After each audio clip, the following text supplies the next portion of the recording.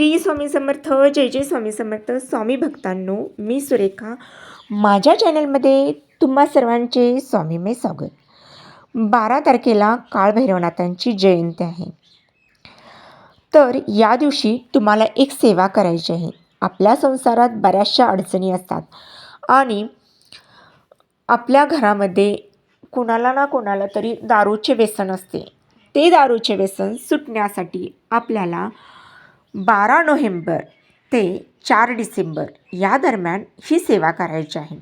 काळभैरवनाथ जयंती ते दत्त जयंती या कालावधी तुम्हाला दारू सुटण्यासाठी हा उपाय करायचा आहे. हा उपाय नीट तुम्ही समजून घ्या.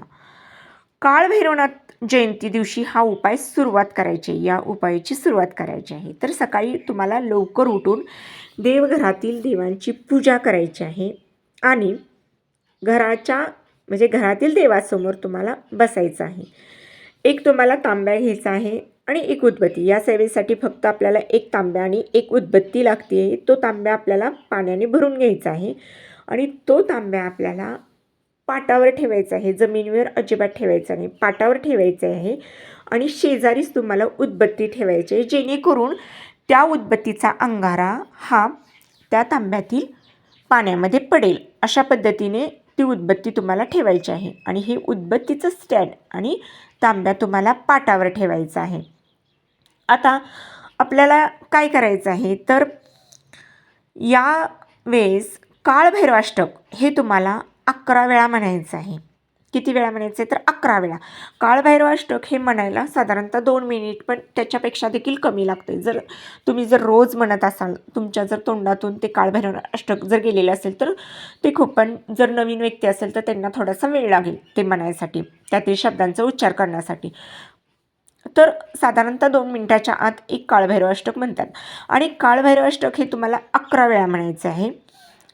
आणि 11 वेळाच म्हणा, खूप वेळ लागत नाही. 11 वेळा म्हणायचं आहे आणि नाहीच तुम्हाला शक्य झालं तरी किमान 1 वेळा तरी काळभैरवाष्टक म्हणा ते स्तोत्र. आणि नंतर 108 वेळा श्री स्वामी समर्थ तुम्हाला जप करायचा आहे. एक माळ तुम्हाला काय करायचं आहे, श्री स्वामी समर्थांचा जप करायचा आहे. आणि तांब्यात अगरबत्तीचा ज्यावेळेस अंगारा पडेल, आपल्याला अगरबत्ती कशी लावायची आहे की तांब्यात अंगारा पडेल अशा पद्धतीने लावायचं आहे. तर तांब्यात अगरबत्तीचा अंगारा पडला की ते तीर्थ दारू पिणाऱ्या व्यक्तीला द्यायचं आहे. आता तुम्ही म्हणाल की जर आम्ही असं म्हटलं की देवाचं तीर्थ आहे तर ते प्यायचे नाहीत, तर ठीक आहे, नका पिऊ देत. जर पाणी पिताना जर आपण ते तीर्थ मिक्स करून दिलं किंवा चहा करताना दिलं किंवा भाजीत स्वयंपाक वगैरे करताना, तर ते तीर्थ फक्त त्या दारू पिणाऱ्या व्यक्तीलाच ते तीर्थ द्यायचं आहे. आणि हा उपाय तुम्हाला 12 नोव्हेंबर ते 4 डिसेंबर या कालावधीमध्ये करायचा आहे. हा उपाय इतका छान प्रभावशाली आहे की घरातील व्यक्तीचे जे काही दारूचे व्यसन आहे ते नक्कीच सुटणार आहे. त्यामुळे हा उपाय तुम्ही जरूर करा. हा उपाय तुम्हाला काळभैरवनाथ जयंतीपासून सुरुवात करायची आहे ते दत्त जयंतीपर्यंत हा उपाय तुम्हाला करायचा आहे. खूप सोपा उपाय आहे.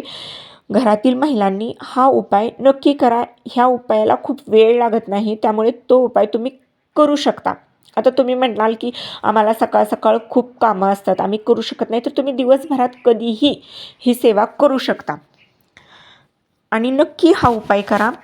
त्यामुळे आपल्या घरातील जे काही व्यसनाधीन लोक आहेत त्यांची व्यसन सुटण्यास मदत नक्कीच होणार आहे. श्री स्वामी समर्थ. जय जय स्वामी समर्थ. उपाय आवडल्यास नक्की लाईक, शेअर आणि सबस्क्राईब करा. श्री स्वामी समर्थ. जय जय स्वामी समर्थ.